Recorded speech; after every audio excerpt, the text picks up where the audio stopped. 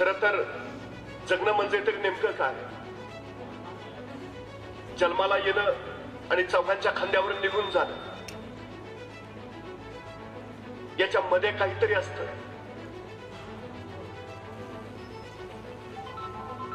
एक वेड्यांचा दवाखाना होता.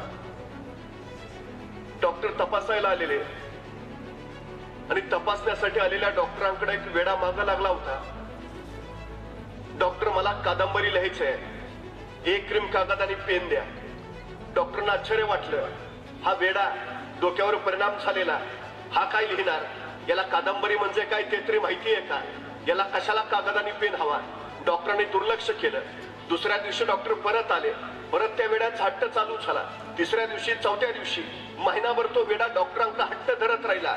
डॉक्टर, मला एक क्रीम कागद आणि पेन द्या, मला कादंबरी लिहायची आहे. शेवटी डॉक्टर कंटाळले, वैतागले. एक क्रीम कागद आणि पेन त्याच्या हातावर ठेवलं. म्हटले, हे कागद घे, पेन घे आणि लिही, तुला काय लिहायचे आहे ते. त्या वेड्यानं ती कागद आणि पेन घेतली. त्याच्यानंतर महिना उलटून गेला. महिन्यानंतर सहज डॉक्टरांना आठवलं. त्यांनी त्या वेड्याला विचारलं, काय रे, झाली का तुझी कादंबरी? तसा वेडा धावतच गेला.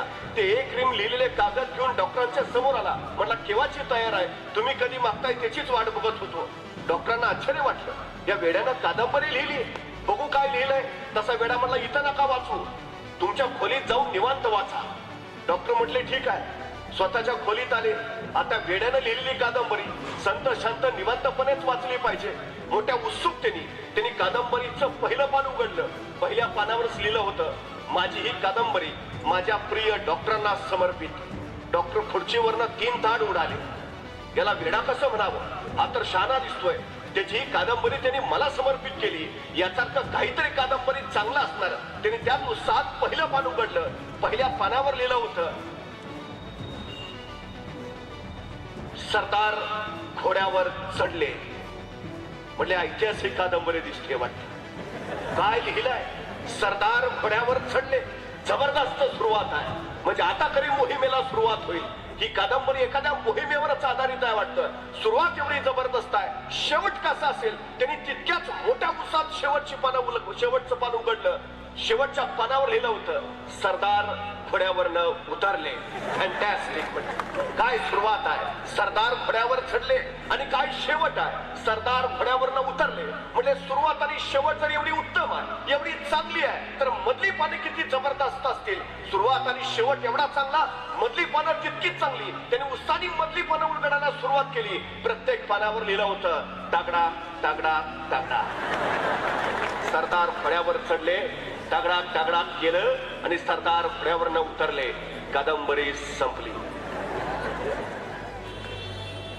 आमच्या आयुष्याचं नेमकं काय होतं? आम्ही जन्माला येतो म्हणजे घोड्यावर चढतो. आम्ही चौघांच्या खांद्यावर जातो म्हणजे घोड्यावरनं उतरतो.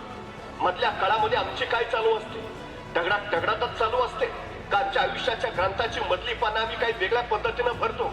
त्याच्यामध्ये आमचं कर्तृत्व, नेतृत्व, व्यक्तित्व, का त्याच्या पलीकडे काहीतरी वेगळं, जे जगाला विस्मयित करून टाकेल, जे इतरांना आश्चर्यकारक करून टाकेल, जे नवनवे विक्रम घडवणारं ठरेल, जो इतिहास निर्माण करेल, असं काहीतरी असतं. नाहीतर आम्ही सातत्यानं विचारत राहतो.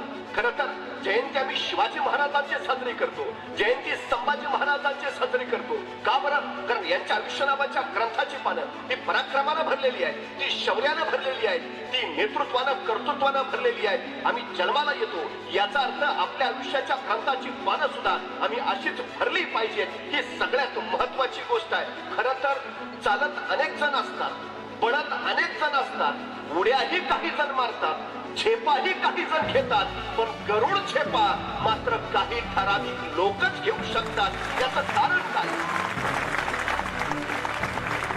चालणारे अगदी थोडं अंतर पोहोचतात, पळणारे आणखी लांब जातात, उड्या मारणारे आणखी पुढे जातील, झेपा मारणारे आणखी थोडं पुढं. पण गरुड झेप हे आकाशाला खवसणी घालणारे असतात. म्हणून आम्ही आकाशाला खवसणी घालणारी माणसं, कर्तृत्व निर्माण करणारी माणसं, विक्रमांचे प्रांत कवेत घेणारी माणसं, अशा लोकांच्या झेपा या गरुड झेपा म्हणून घेत असतो. ही सगळ्यात महत्वाची गोष्ट आहे. मग ही माणसं नेमकी कोण आहे?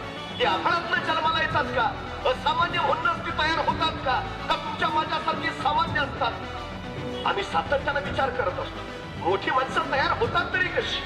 कुठून सुरेश थोडावणे नावाच्या एका युवकाला असं काहीतरी सुचलं असेल की असं काहीतरी विश्व उभा करावा. आणि महाराष्ट्राच्या कोपऱ्या कोपऱ्यामध्ये माझ्या गरुड झेप अकॅडमीची संस्था उभारावी, तिथं असंख्य असे गरुड झेपा घेण्यासाठी सज्ज व्हावेत. का वाटलं असेल, कुठून स्फुरलं असेल, कसं सुचलं असेल, हे कधी वाटलं?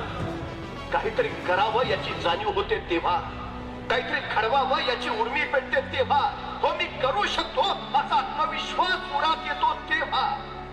सगळी सामान्यच असतात, स्वतःच्या कर्तृत्वाना ती असामान्य होतात. ही सगळ्यात महत्वाची गोष्ट आहे. कुणीही घडून येत नाही अजिबात. पण घडतात कोण? जी माणसं कारण सांगत नाहीत. घडतं कोण? जी माणसं सबबी देत नाहीत. आमची अडचण काय माहिती आहे? मग आमची परिस्थितीच नव्हती हो, तर आम्ही काही कमी संस्था उभा केल्या नसत्या. तुला कुणी पकडलं होतं? आम्ही सरळ दुसऱ्यावर कारण देऊन टाकतो, सातत्यानं सबबी देत राहतो. कारण सांगणारी माणसं कधीही यशस्वी होत नाहीत आणि सबबी मांडणारी माणसं कधीही विक्रम निर्माण करत नाहीत. ही सगळ्यात मोठी गोष्ट आहे.